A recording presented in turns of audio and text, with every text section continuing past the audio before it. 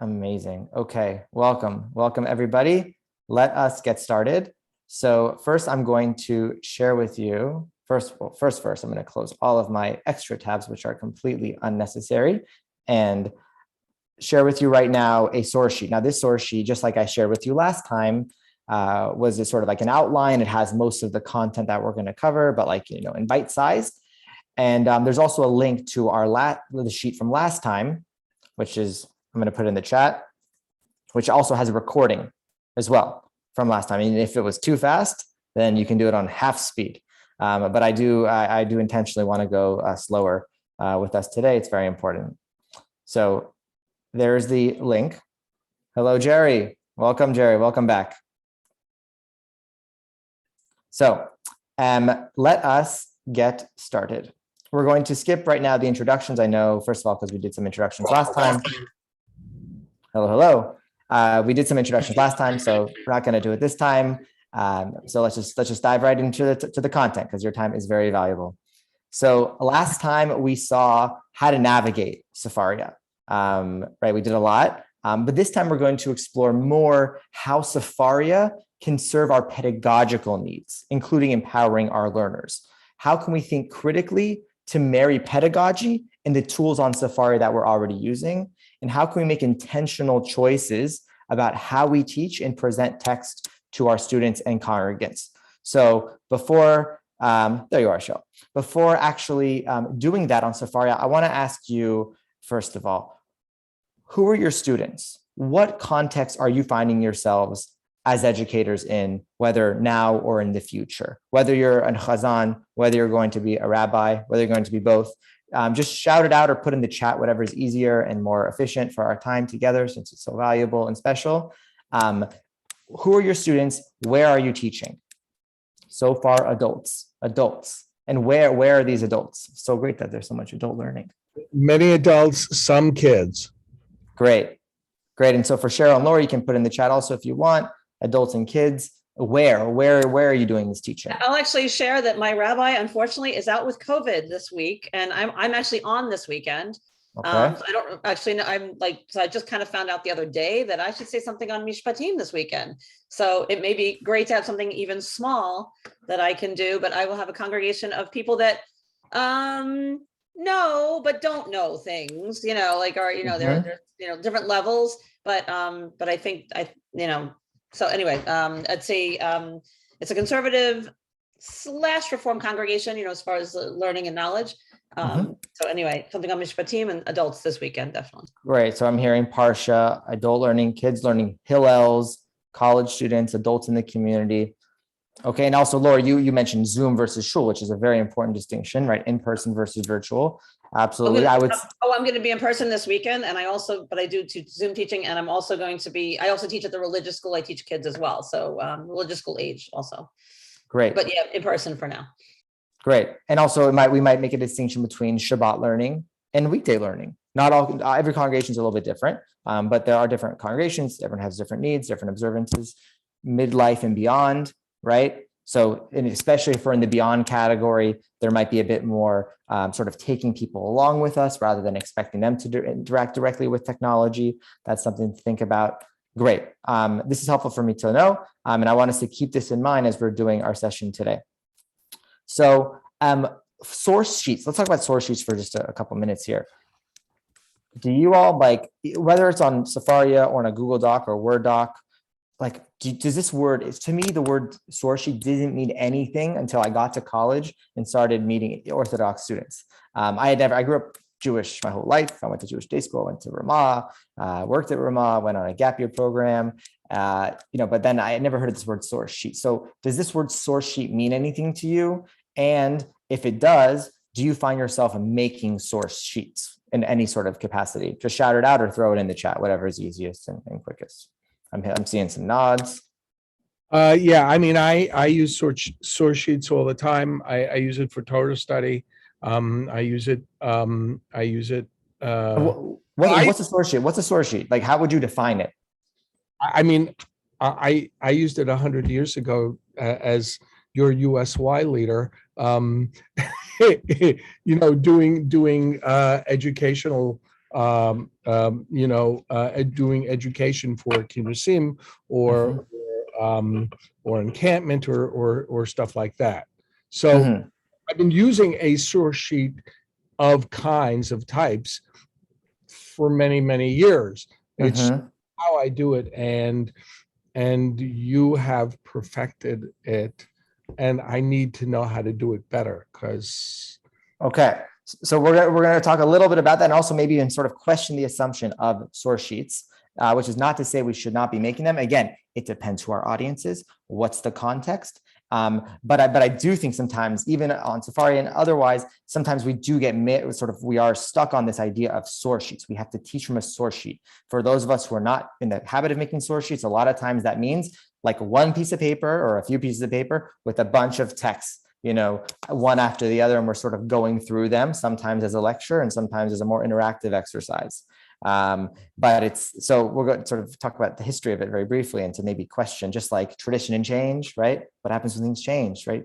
Minhags change. We'll explore that. But what do you think, for everybody here? Why are we using source sheets? Why do you use a source sheet? How does that interact with your educational goals when you're teaching? For those of us who are using source sheets. And if we're not using source sheets, we'll explore that too. Why? We want professional references. We want to be able to be validate. We want to validate what we're saying with something that looks very nice and professional and give us some clout. Okay, it looks pretty, and there's like the currency, right? In a sense that what I'm saying is also reflected in the sources as well. Okay, and it looks nice, right? Presentation does matter, aesthetics matter. And hello, Renana. Proof text, great, Cheryl. Yeah, what else? Why else do we use source sheets? I really like it teaching wise. So who's speaking? Was that Renana? Yeah. Yeah, you get a great interaction when people have the text in front of them, and they just love it. You run through a thought process, and they've got it right there, and later on they can look back and say, if they don't get it right away. Great. Okay. What I want to do now is not necessarily come to any answers, but show versus tell. Great. Yes. And I think the show versus tell is important for our students and our congregants and our Hillel, right? People that we're teaching, right? What's the best way for them to absorb this information and to actually remember it, right? If they have something in their hands, right, this might be better. Perhaps they can even look at it later. But what I want us to do in these last couple of questions was just to understand, first of all, that some of us are using these things called source sheets, but not all of us. Not all of us are.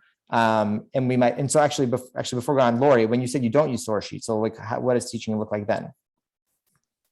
Usually I'm a cantor, so I sing, or I use something else. Usually it's or I taught something on the shalshelet one week, and so I held up. I made big, huge shalshelet. Sorry, and I was talking about that, but I spoke, I sang, I gave it more of like just orally, Great, and in that case, right, like that is also like what you were teaching. You might not need a whole source sheet for a shalshelet unless you wanted to show here are like the 3 or however many instances of a shalshelet in the Torah, right? And is there like a theme, right, for each one?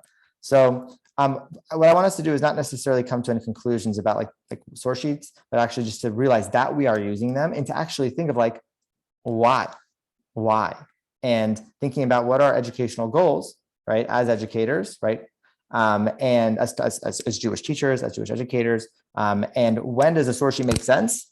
When does it not make sense? And perhaps what kind of source sheet makes sense or doesn't make sense? So that's what I wanted to do for first. So as I mentioned, for those of us who just got in here, my goal is really to get us to see Sefaria not just as a learning resource, but as a teaching tool. That many of the features on Sefaria, when used in the classroom or in the Hillel or in the shul, in a shir, on a retreat, that they can actually bring pedagogic value. It's not just a way for you to learn and prepare, but actually you can teach with it. So first, in terms of like the outline of tonight, I'm going to just recap, whether for the first timers who are here, but also for those of us who are returning, to recap, introduce you to some of the creative uses, out of the box ways that people have used Sefaria sheets as educators, formal, informal, experiential, otherwise. And then we're going to go back to the basics And whether or not you are a source sheet building maven, and I'm going to say upfront, we're not going to sort of go into the mechanics of building the source sheet, but we are going to offer one for rabbinical school students. And I am going to send you some recordings of previous webinars of source sheet building. And the reason why I'm not going to go through it now is because we're changing the whole source sheet builder. So I could tell you it now, but it might not help you in 3 weeks. Although I guess every day matters, right? So that's a point against me.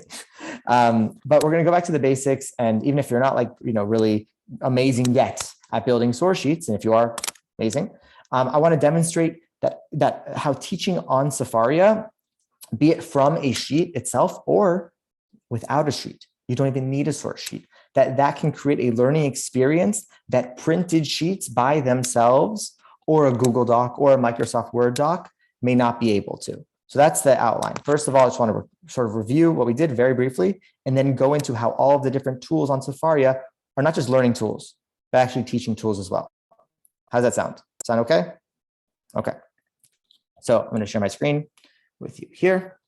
So if you recall, we talked about Sefaria being like sort of like raw materials, different ways people have used Sefaria. Let me just show you some examples actually, right? We talked about multimedia sheets.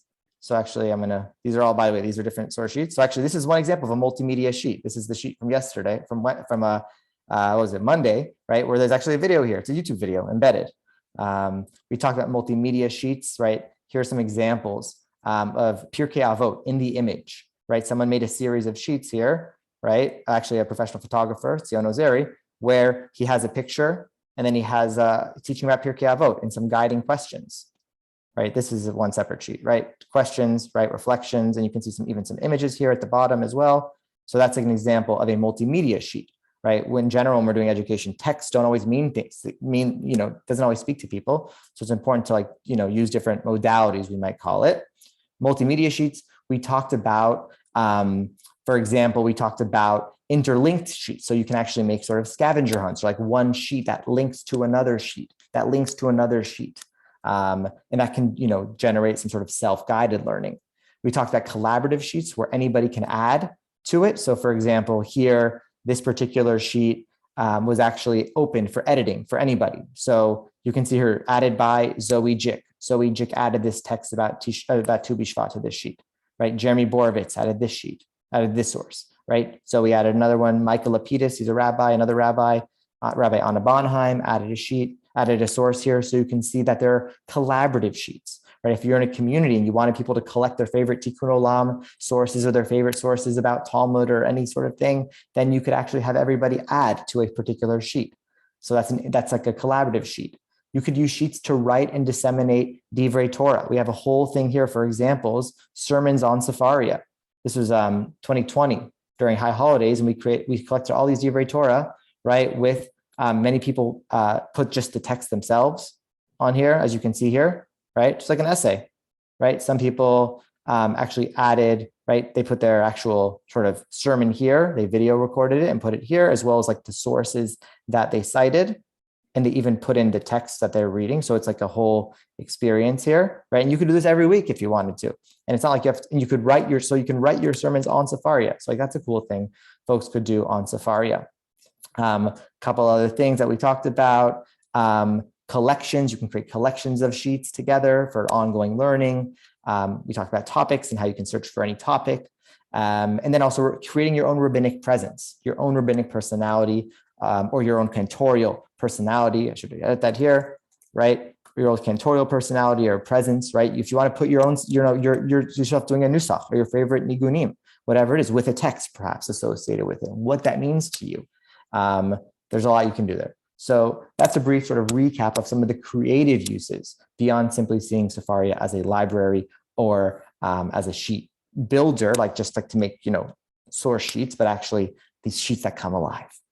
So let's take a step back. And again, please tell me if I'm speaking too quickly, if it's going too fast, if you want me to repeat something, slow down, you have a question, please interrupt me, okay? I need you to interrupt me. If people don't interrupt me, this is a failure. No, I don't want to go that far, but I want you to. So please, please, please, please, please. Our goal at Sefaria is for you to feel more comfortable with Sefaria. and to, be able to use it most effectively for your purposes. So that's the goal. It's really about you. It's not about what I have to say or anything like that. So just to what's the current state of things with source sheets? So many of us do teach from source sheets. How did we get there? Well, teachers, at least I've seen this even in yeshivas today, and maybe you've seen it too with some of your teachers. They would just have a pile of books with maybe some bookmarks in the books, and they would teach by opening up a book and reading from a thing, talking about it, putting that book to the side, opening up the next one, do that, right? That's how they do it, right? In some places they still do that, but then that's in a world where there aren't so many books around. And so the teacher sort of is the book holder. The rabbi or the chazan has all the books or has the siddur and is reading it for everybody else. But then the mimeograph is invented in the 50s. And so what happens? Teachers can now cheaply copy fragments of Jewish texts and cut and paste literally in any order they wish in order to tell a certain type of story. Every shiur or every class we're giving is a story, right? We have maybe a message that we want to send or a certain type of engagement, right? We order our texts in intentional ways. We ask questions that are intentionally crafted, right?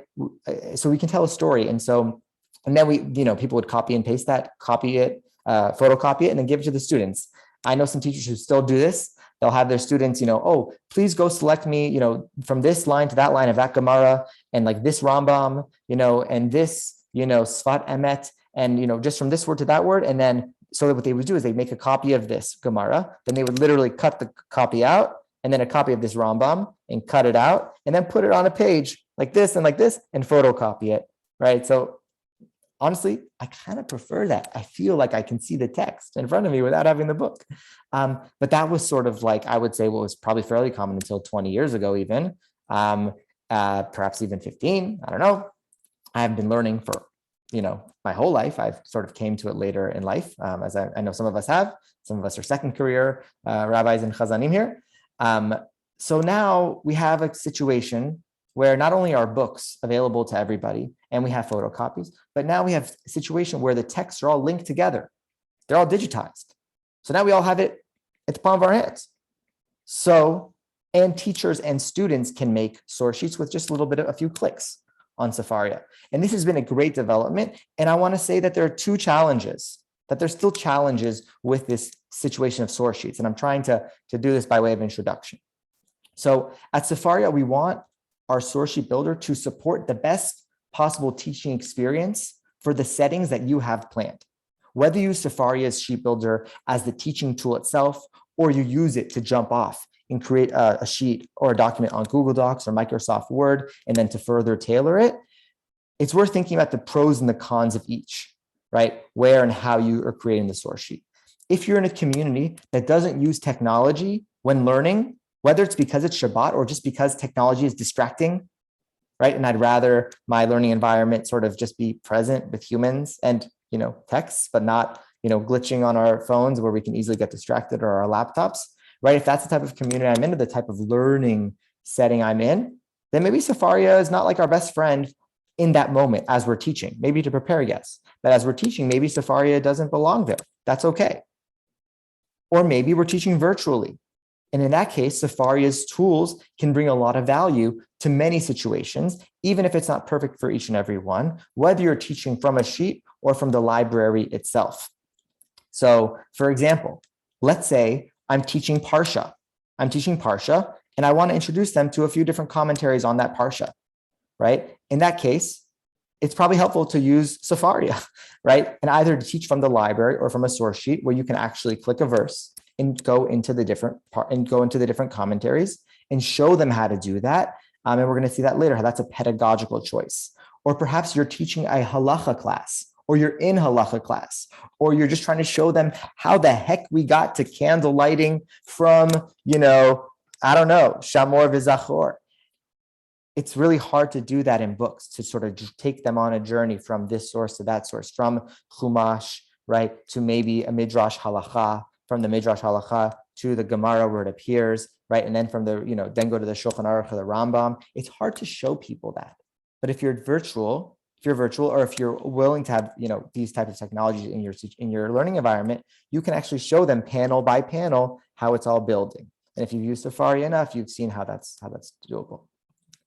So personally, I've used source sheets and I continue to do in my own educator life, but there is a cost. And the cost, I think, falls on the students for the most part, the cost of source sheets. So for one is because they have only the text that the educator chooses in the order that they chose it. But when it's exported to a Google Doc or a Microsoft Word, then a few other things happen. First of all, the texts are no longer linked in the library. So if you or your students want to take a route that you have not specifically planned out, or someone raises a question that you haven't talked about on your sheet, then what do? You could just sort of describe it sort of without showing them. Or if you're teaching from a library of Sefaria, you can actually do that in real time. So once you're sort of out of the library, now you're stuck on a sheet. So that's one sort of risk. And that's something that many of us are willing to take, but I just want to name it.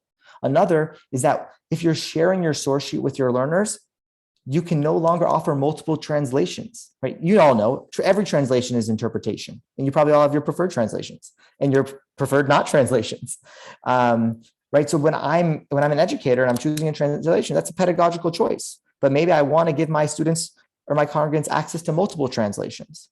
So when I teach from Sefaria on Sefaria, in real time, they can choose their own translations, right? Or they might say, oh, I don't like that translation. And you could say, oh yeah, that's interesting. I don't like it either, come to think of it, and show them in real time how I, as a rabbi or a cantor, am learning to along with you.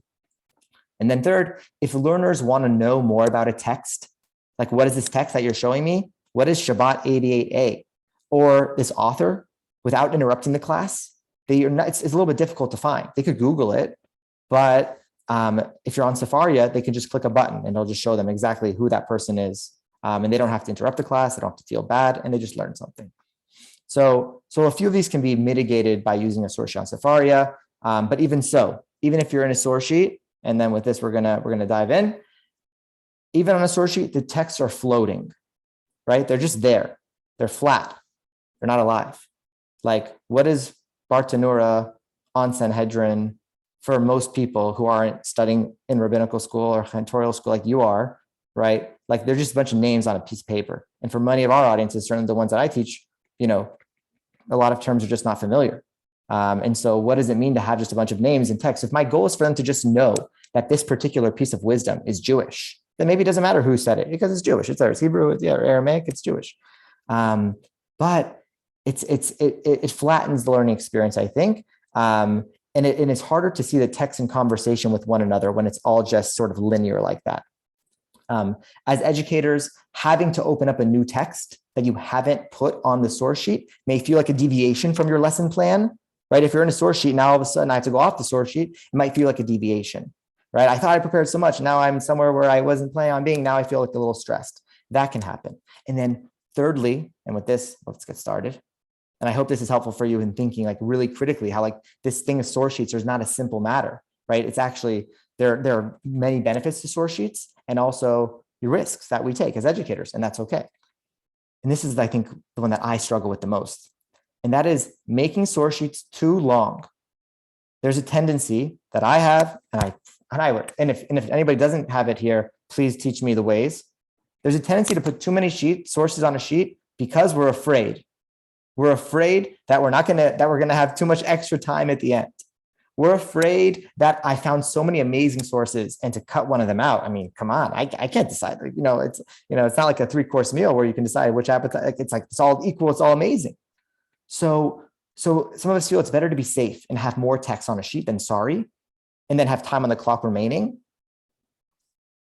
And then sometimes though, because of that, we end up sprinting through the end, right? Oh no, if I end up with a lot of sources I didn't cover, my students are going to think, I didn't organize this well enough. I didn't do this perfectly planned out, right? But they're going to suffer because I'm now running through it. Or perhaps I don't run through it. I don't sprint through it and I leave it as it is. But then my students have this whole like 20-page source sheet or 10-page source sheet or 5-page source sheet with a bunch of sources we didn't talk about. They don't know what's important. So I think, again, just highlighting that when we're making source sheets, we can do so intentionally. That there are times for them, and there are times that also we can use them and also use them more mindfully, and to actually, for example, be aware of what are the consequences when I add more sources than less. What are the consequences when I choose one translation over another? What are the right? So anyways, so I want to say that teaching from the library, oh, I see a chat. How about having a second sheet? Amazing. That's my next, that's where I'm going next. Who was that? Brian who wrote that? Lori. Thank you, Brian. Thank you, Lori. Yes, that's where we're going to go. So first of all, let me just pause for reflections. Does any of this, like, this all might be obvious to you. I don't know. But like, does any of this sort of like strike you? Does it feel provocative? Does it feel like, oh, like wow. Like, what are people's reflections here before we keep going? I think we're already sold on Sefaria.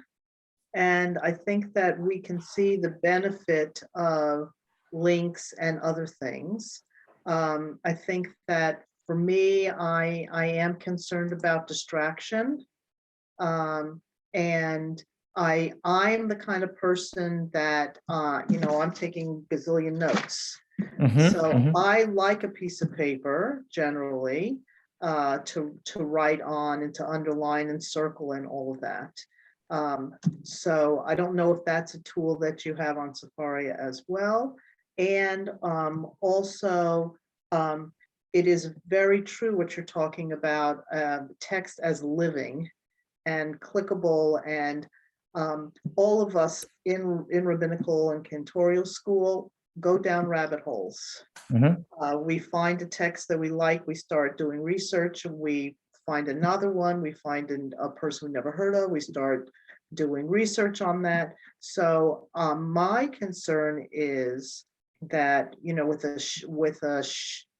I understand what you're saying. With a sheet, you kind of get to stop. And so in Sefaria, when you're doing this and when you're teaching, doing adult ed or whatever, how can you stop from going down that rabbit hole? Great. Yeah. Does anybody else feel the same way I do?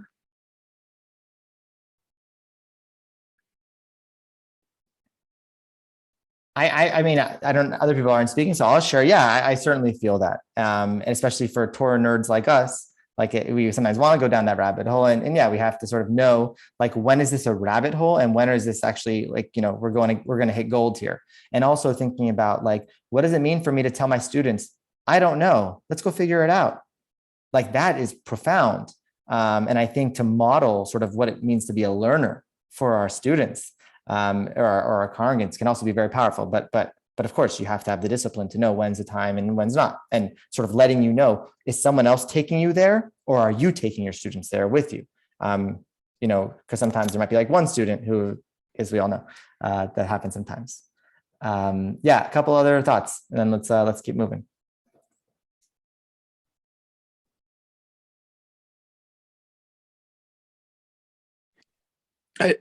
Just a thought. You were mentioning kind of like a fear-based motivation for gathering many sources. I think in my case, it's I just often just get so excited about all of it. It's more of a like enamored with many, and so that would be I guess what we're coming up, an idea or challenge is, how can we get Sefaria to help us to make choices about our time? So, just like whether it's highlighting or in the process, like prior to making the source sheet, it could be bookmarking. In my case, like I would have like a million windows open with the different ones open. So there's probably something that's more like a web-based thing that's not so Jewish, that would help us to organize and then make choices. Like, so we will develop an algorithm to tell you what is the right.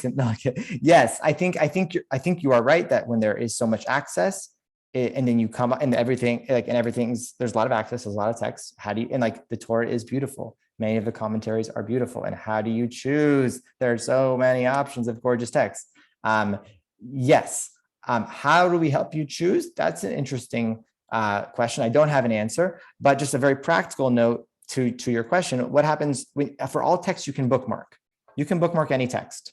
You see that, I think I went over this last time, but in case I didn't, right? There's this little bookmark here on every text, whether it's a unit of Chumash, or if we just go to Daf Yomi, right? And there's a unit of Talmud, here, or I can drag this and highlight 2 units of text, right? And I click this, save, and I can do this with source sheet with a whole sheet too. So social distancing in the Talmud by Alana Kirshen, if you know her Talmud book, right? So this is a sheet, her sheet, right, where she talks about this. I can click here, save. Now, if I don't have to manually put it in a source sheet, or so I can then go here. So these are all my bookmarks. I click it, and then I'll see, here's the sheet here, saved. Here's that text here, saved, right? Here are other texts that I've saved. And by the way, if there's something that you notice that you really like, maybe like, I don't know, let's just go to that DOF really quickly,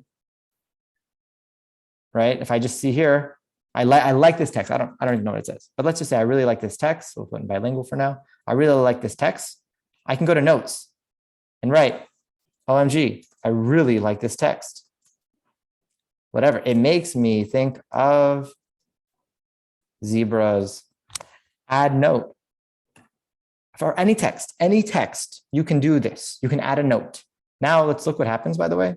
So look in the resource panel. Nothing here under notes, right? When I click this unit of text, notes, 1. My notes are here. I can click it, and I can see my note right here. I can edit that note. And if I want to see my notes like all together, I can go to my profile, go here, notes. Moed Katan 14a 2. That's where we just were. And here's my note here. Oh my God, I really like this text. Makes me think of zebras. So you can take notes, just so you know. You can do this in ways that, like, if you want to see for later. That's really helpful, because I've been using Sefaria for years, never used the bookmarks, never used the notes, and I think I've needed to.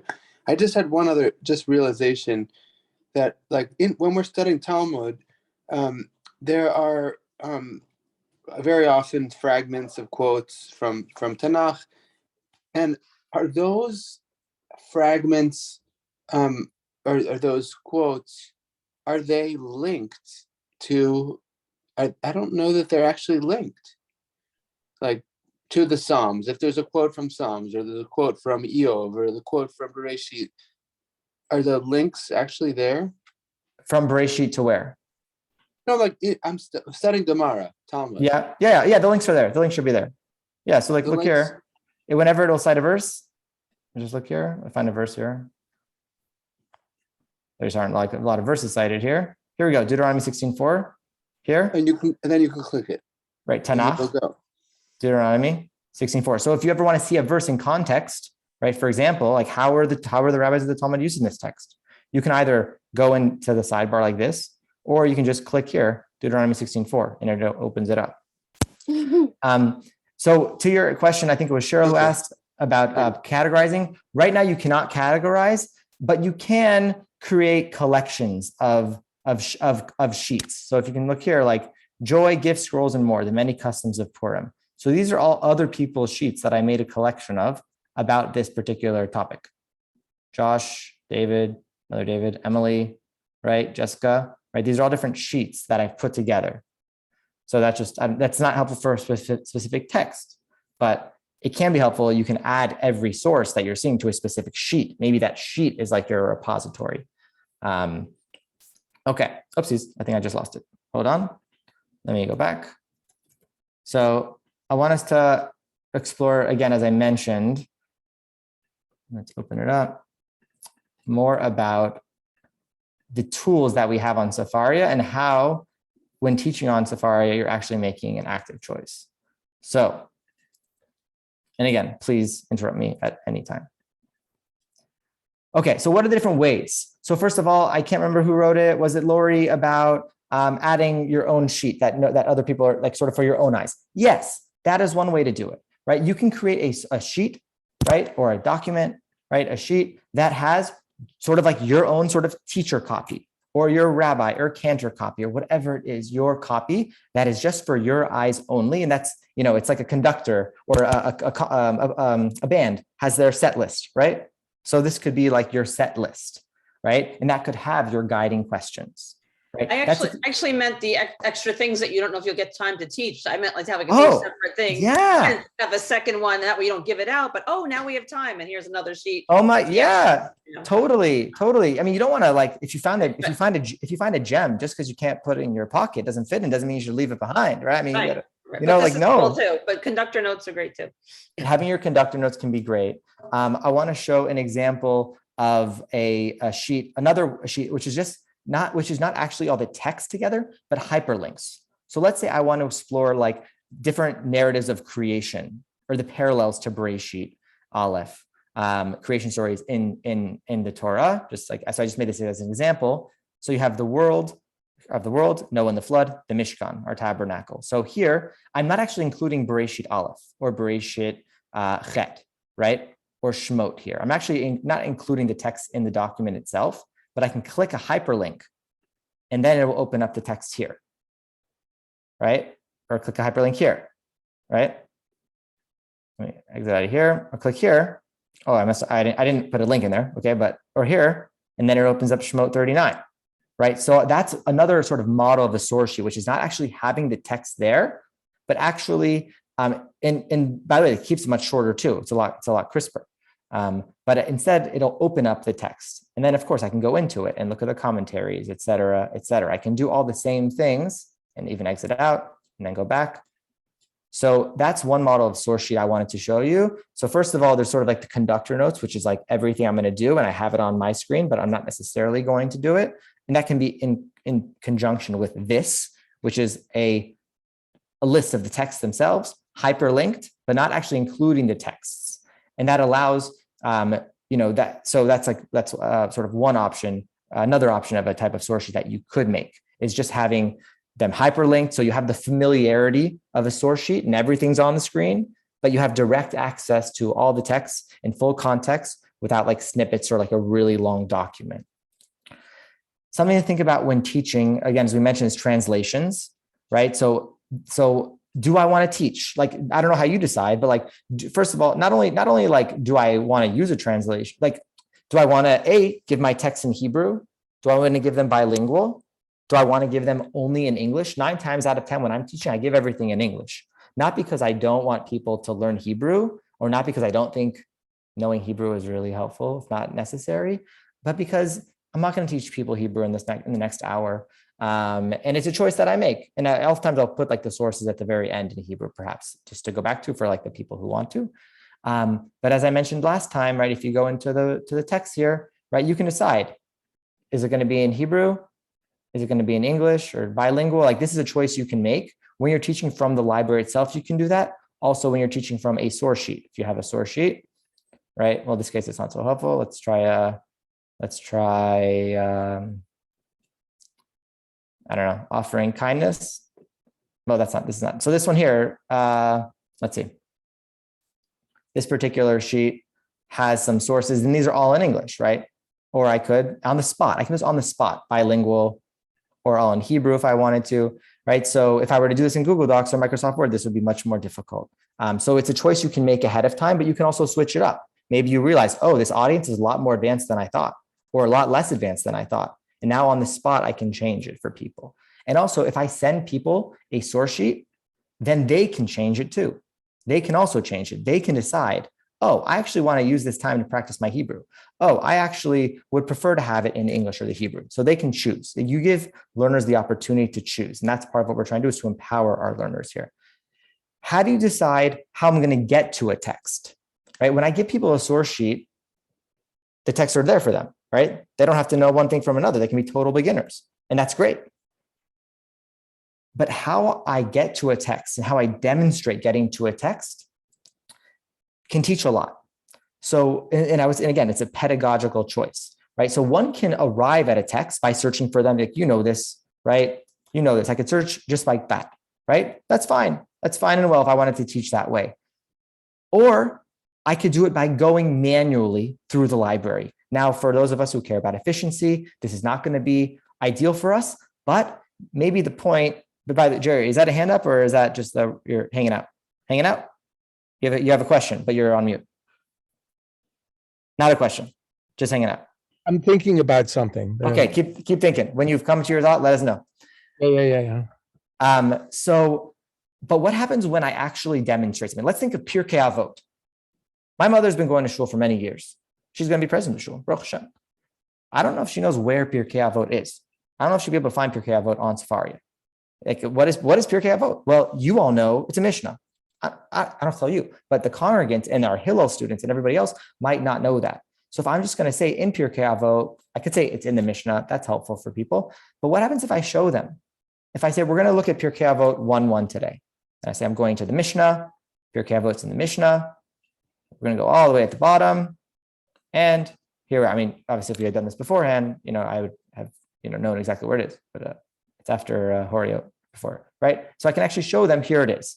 Or alternatively, like a lot of like you and I might take for granted where Leviticus is, but like, I don't know, in high school, I didn't know what Leviticus was, right? But if I show them, Tanakh, and we're going to go to we're going to go to the third book, right? I'm actually taking them through the library.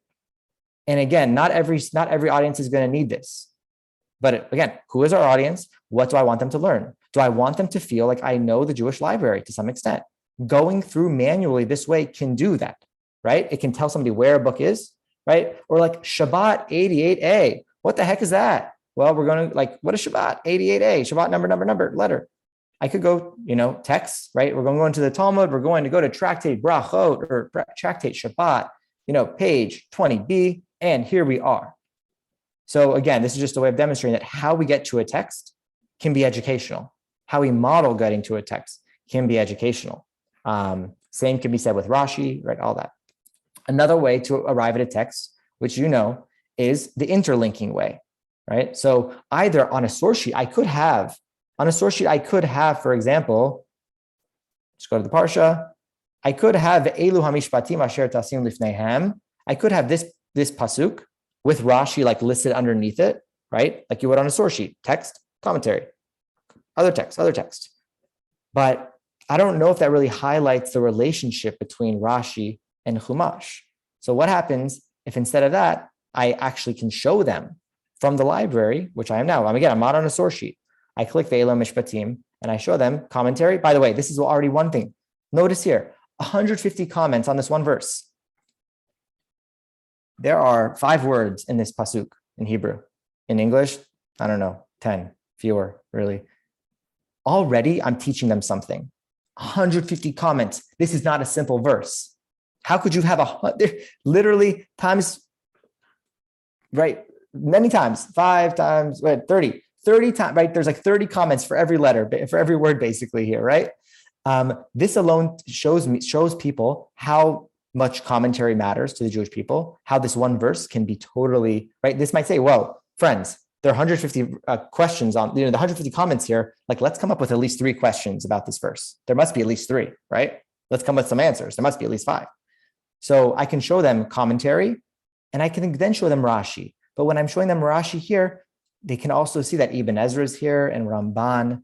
They can see that there are all these other commentaries and Rashi is just one of them. So when I'm showing them this way, I'm able to actually give them more context for who Rashi is and where Rashi sits, right? I can show them, again, of course, Rashi here, I don't have to have Rashi separately, but I'm showing that Rashi is a comment on here, but I'm showing it visually. I'm not just telling them, and it's not just one after the other. So that's about sort of how do I get to a text. Of course, there's also interacting with the text, which I know you know about the dictionary function, but again, I'm going to say this just because to highlight the pedagogical nature, that when teaching, it's very likely that you're going to be asked how a certain word appears in the original, right? I don't know if your congregants ever ask you this, right? But what does that mean in the original? Or what is tabarinth? What's tabarinth? And then you show them, well, in Hebrew here is Elonei Mamre, the tabarinths, the trees of Mamre, right? Someone might want to know what's something in the original, and sometimes that word might have multiple meanings. Perhaps there's a literary move that the author of the text is making, and so you actually want to show them on the spot what a word means. If I'm in a document somewhere else, not on Sefaria, meaning just not that's connected to something bigger, where I'm stuck sort of static, I can't explain to them, right? This is rules. Someone might say rules. Does Judaism believe in rules? You might say, yeah. Or you might say well, rules is the word for mishpatim, but mishpatim can also mean judgment, ordinance, right? Decision in law, rights, proper fitting, measure, custody. There are all these different words. So just by teaching from a sort of a live text, you can go deeper on demand. And that's a pedagogical choice. You might say like, actually, no, I don't really need my student to know what this means. Yeah, Lori, go ahead. Yeah, just a quick question. So when to get to the dictionary, you just clicked on a Hebrew word and it came up with the dictionary. I don't think You can double click on any word, or you can highlight that word. Double click or okay. highlight. And the dictionary comes up automatically with that. As long as the resource panel is open, yeah. Oh, resources. Okay, that's what I wanted. Yeah, it's no, but it'll automatically do it. So like all you have to do is double click here and it will replace it. You okay. But it's also down here, dictionaries. So you can click here and manually type in like, shalom, and then it'll give me a shalom, whatever. And it's Jastro, it's Klein. It'll tell you this is the BDB, so you can see that. Oh, good. So that's dictionary, but also something like this. Like you all know, I think you all know this text, it's 31a6, I think here in Sefaria, right? About the convert and Hillel and Shammai. I don't know if you ever thought about this. My teacher, Joe Septimus, taught me this. I didn't know this. So Shammai smacks him, right? Smacks the potential convert with a builder's cubit. That's what it says in Hebrew or English. Builder's cubit in his hand. Okay, builder's cubit. Okay, whatever that means. So in Hebrew, it's actually a meaningful word. How do you say a cubit in Hebrew? Amah. Apparently, amah. Now, but if we look in the Hebrew, what does it say? Dechafo, he pushed him, be'amat habinyan, with amat habinyan, amat of the building. What's amat? What does that word look like to you? Aleph Mem Taf. Emet. Emet. If you've studied Hillel and Shammai enough, you know that Hillel is very humane, understanding, wants sensitive. Shammai is like, no, this is the strict law, right? Shammai is about emet.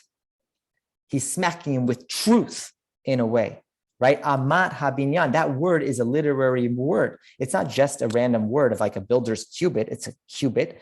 It's connected to emet. And if you double click here, it'll tell you, look, actually that word is emet, right? And of course, there's also the word, amat, verifier of weights. That's probably related to it, right? And amah is a cubit, but amah and emet are basically, the word appears like the same. So that's an example of where I actually want to show them in real time that the Hebrew word is deeper. And so if I could copy and paste this dictionary definition, but that sort of gives it away. I want to like sort of highlight it on, so that's like another sort of thing about teaching from the library. And all this stuff you can also do, most of it you can do in a source sheet itself. But I'm just showing you here how all this stuff you can do without even creating a source sheet. You don't need to be able to create a source sheet to teach on Sefaria. That's, I think, the big chiddush of that. Rabbis' bios. Let's say somebody came in late or never been to your Talmud class before and doesn't know who Shammai is. Well, if they have a link to here, all they have to do is click Shammai, and then they get a little bio here. How can we look for specific themes in Midrash? Jerry, remind me in 2 minutes, okay? I will.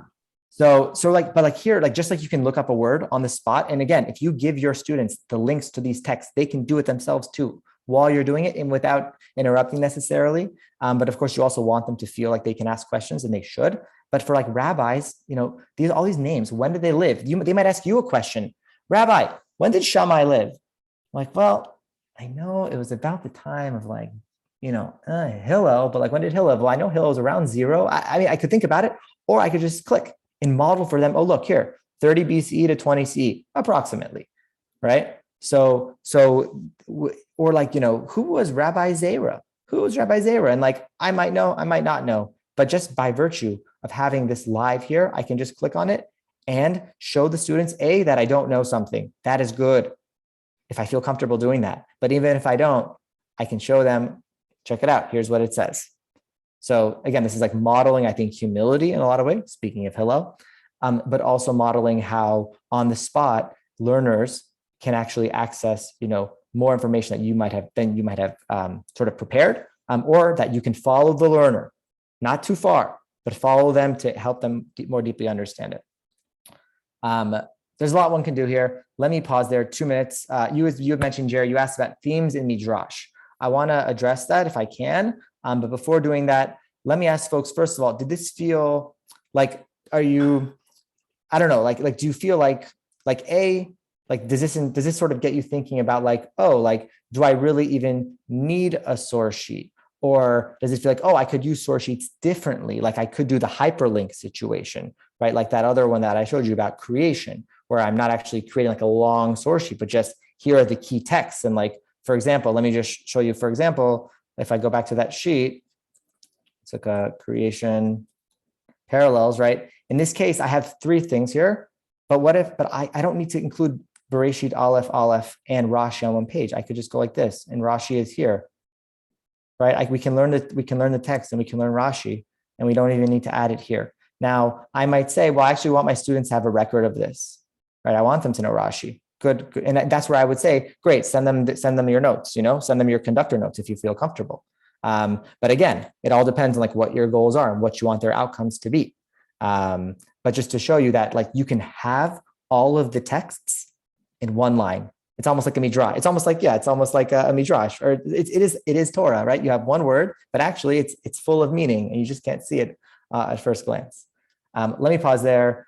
Questions, reflections. First, I want to focus on like what we covered just now, but then I want to open it up for other broader Sefaria questions. So questions on what I just presented now, thoughts, pushback. Did this feel enlightening? Give me everything. I want to hear everything. This is for you. It's not for me. I was just going to say, so like you're saying, this is great. You have all this stuff at your fingertips, but this is if you are teaching with a computer screen or online, or you can click. If it's on Shabbat and you have a conservative shul, you have to make a source sheet. You're not going to be clicking on your computer. You're not going to be finding out when Hillel lived. So some of it is great for like weekday and online or on screen, but other than that, you depending on your audience, you have to just. I just thought of this now. Ice cream is not good for breakfast. It's not great for lunch. I mean, maybe it is. It's great with waffles, but ice cream is great for dessert. I know that much I know, right? Like, so like, again, like, yes, everyone's situation is different. Sefaria is not the, I don't know. It's not everything for everyone at all times. I think Sefaria can help you prepare for that Shabbat class, certainly. But you're saying, so like if you're giving a presentation, just to put this like on a big TV screen, like on a weekday or something like that, and then you're not saying not necessarily just teaching online, it could be in person as well, but on a big screen or something. Absolutely. Right? I mean, if you're teaching in a classroom, I don't know if there are any like classroom teachers here or aspiring classroom teachers. Like, yeah, I mean, this is like we have a whole other like 12-part series on teaching Sefaria in the classroom, which is much more hands-on, which we happy to tell you more about later. But yeah, like this is that's one way to do it. Or up on a big computer screen for them. Or if they're if you're at a Hillel, people might have a laptop. I don't know. But again, you're saying so everybody goes on, even in the classroom on a Chromebook. You could. It depends. It really depends. I'm just trying to think of different ways to do this. Yeah. Yeah, totally. But the point here is, just like, let's think like when does it work? When doesn't it work? And when it does work, how can I use it best? Sure. Yeah. Other thoughts, questions first about like this specific pedagogy and education, then we'll do like Sefaria stuff. Well, other Sefaria stuff. I'm just curious. I haven't used the record button yet. Could you show us how you might do that? Like, let's say if you wanted to record, how many times can you record, and where does it go? When I record what? Is there like a voice button, like where you could record like voice memos all over the place? Oh, no, we don't have that. Well, that's interesting. We do have notes. You can record written things, but no, we don't have that. Did you mean uploading a video? Is that what you meant? No, I mean like here's my dream now. I mean the dream, and it really comes from the ancient time. This is all like oral Torah in a way. We have the Torah and we learned and heard through voices and hearing and listening and then repeating. Yeah. And that we should have buttons all over the place where people can record them reading what's there and then commenting. Yeah, I know. I love that. Without writing it. I'm saying like it should be your voice talking about it. Yeah, I think that's sort of like a new frontier, I think, for us to some extent, which is like, how do we get people to interact with Sefaria through audio, through video, both recording and also like just like learning. Like if we put, like you can find responsive radio, for example, from Hadar, like if I just show you, like we have it on Sefaria, much of it. So if I go to responsive radio, if you remember like the different icons here. So we have responsive. So here are like books, right? This is like me, the responsive, the Ramah. This took me to like the topic page responsa, right? So like all like the, words that, sheets and sources related to responsa, that word. this take me like the genre of responsa, like this, the 4 boxes, right? So here are all just different types of responsa. If I type in responsa radio, you see here, this is a collection of text, collection of sheets. So if I click it, take me here, right? And you could do this all for yourselves too, with any of your classes, any of your podcasts, whatever you're doing, it's all here. You click here, right? Can you lead prayers on a fast if you're not fasting? And so here you have, the SoundCloud, and you could play it, right? You have a little, they had added a transcript. So yeah, are people going to learn this way? But also, yeah, like I think you're right that a lot of learning is happening not on the page. How do we make sure that stuff eventually gets to the page? That is an important question.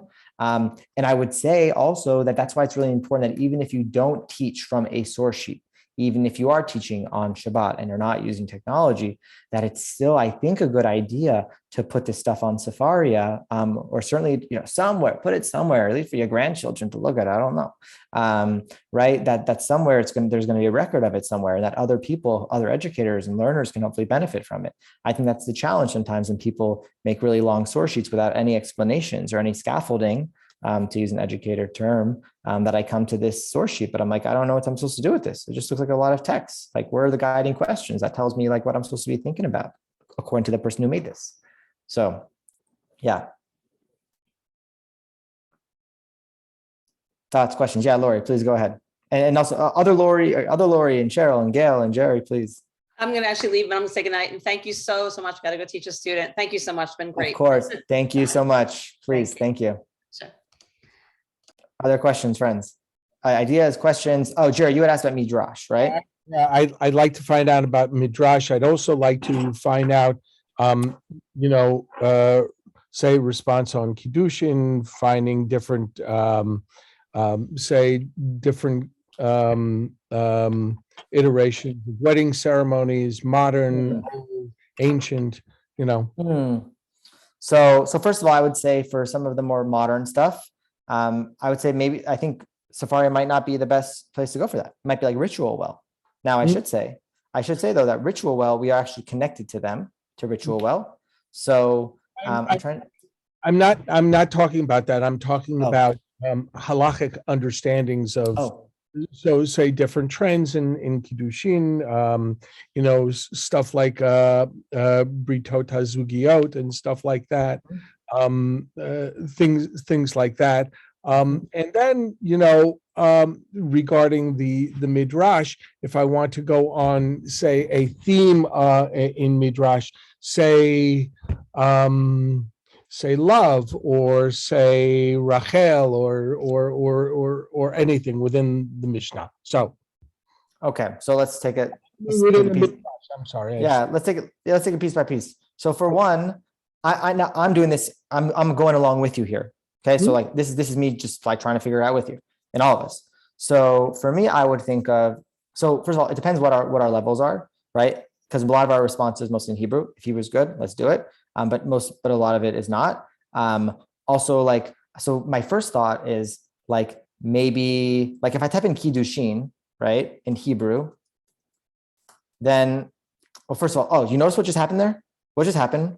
It took me to this. That's why, if you remember from last time, check it out. It gives me options. Remember, if I click enter, it's going to assume I want to go here, or I could go here, which is like the hashtag, the topics page. Oh, well, here. Oh, and I see Chuvot on Kiddushin already. On the Mishnah. That's well, these aren't to Shuvot. No, down farther, yeah. But so like, first of all, I might go here. I might look and say Kiddushin. Let me look at the topics page, right?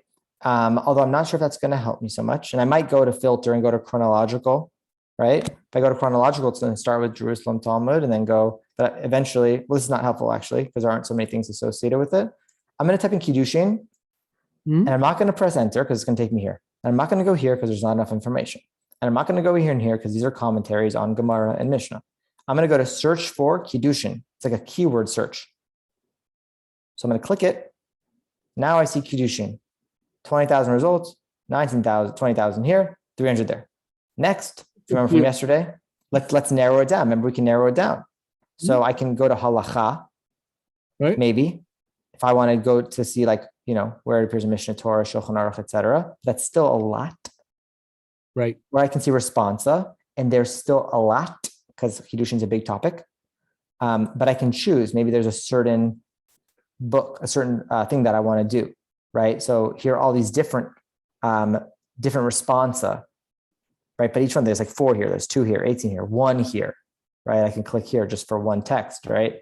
And see if it's helpful for me, right? But these are all responsa works, right? If I want something that's more, recent, right? Then, I might go to, responsa b'nei banim, right? Rav Hankin. And there are 10 here. So I just selected that, remember, from the sidebar here. Right. But this assumes some knowledge. This assumes that I know the different books already. So this also assumes my Hebrew is, good enough for this. And for many of us, it isn't. For many of us, not. I prefer to read in English. It's easier for me. It's quicker. But as you can see here, that's one way to do it, I think. Other ways. I mean, you could type it in English. Right? Remember what's going to happen. If I press enter, it's going to take me probably to the Talmud. I don't want that. Right? So I want to actually manually click search for Kiddushin. And then here, because I wrote it in English, any answer I'm going to get is going to be in English, right? Because it's the keyword in English. It doesn't translate it. So responsive, there are only 12. Only 12 that we have on Sefaria that use that word Kiddushin. And I can click it and let's see. For evidence is from first chapter. Not sure. I'm looking for the concept of Kiddushin, right? So far, these aren't helpful. This might be helpful. Maybe. I don't know. So like that, that's kind of one way. So that one is like sort of pick a word, or maybe like hare at, hare at, the language that's used for a wedding. I can click responsa or certain responsa, etc. So you can play around with it. But we're always working on our search function, trying to make it better. Your second question was about midrash, right? You want to give me a midrash on Rachel, for example. So I could type in Rachel, and a few things could happen. First of all, I could look at this one, right? Look at our topics page, and it's going to give me a bunch of sources about Rachel. Obviously, a lot from Genesis. Maybe I'll go to chronological, and so I'm going to try and skip past the Genesis stuff. Now I'm in Talmud, so maybe I want to go a little earlier. Sifrei Devarim. So now we're in all of these midrashim. Sifrei Devarim, Midrash Tanchuma, Targum Yonatan. Let's go over here. Right. So all of these use the word Rachel in English, Bereshit Rabbah, or also I guess in Hebrew too. Right. So here's an example. Right. I just went to the topics page, where I could go to Rachel, type in, and then search for Rachel. Not go to Rachel Dingman, who's a friend of mine, or Rachel Buckman, who works for Sefaria. I got to search for Rachel. And then go to Midrash, 186, but maybe I want to look at a specific Midrash. Interesting. Ruth Rabbah. Rachel appears in Ruth Rabbah. That's interesting. What does Rachel have to do with Ruth? That is interesting. Or Echa Rabbah. What is that? Right. So that's interesting. So without even knowing anything about the text itself, just by looking here, I can look at interesting things. Right. That was an interesting one, actually. right. So I hope that's helpful to explain like a little bit, sort of how I might go about it.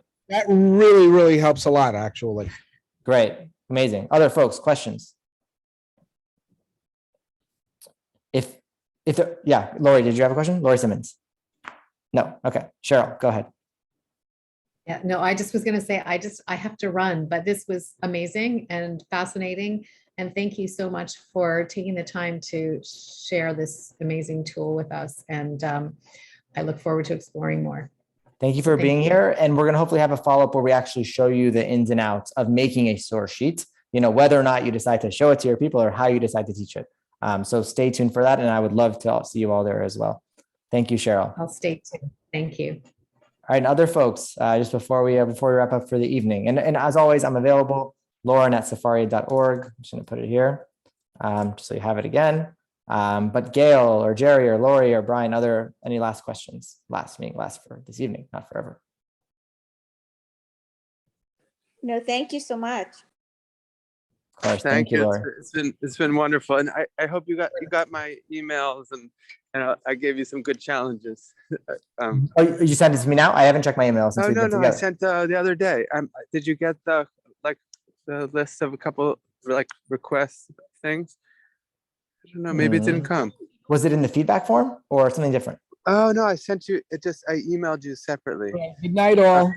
Good night, Jerry. Try again, Brian. Resend it to me and I'll take a look. Night. But Thank you Gail, so much. Sure Okay. thing. Thank Good you night. all.